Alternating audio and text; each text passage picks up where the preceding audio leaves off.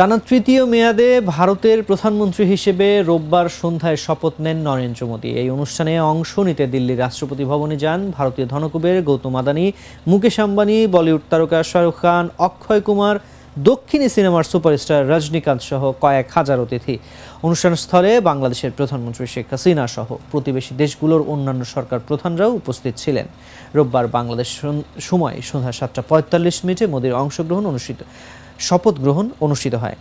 অনুষ্ঠানে 8,000-এর বেশি বিশিষ্টজনের উপস্থিতি দেখা যায়। শপথ গ্রহণ শেষে রাষ্ট্রপতি ভবনে দ্রৌপদী মুর্মু আয়োজিত ভোজসভায় যোগ দেন অতিথিরা।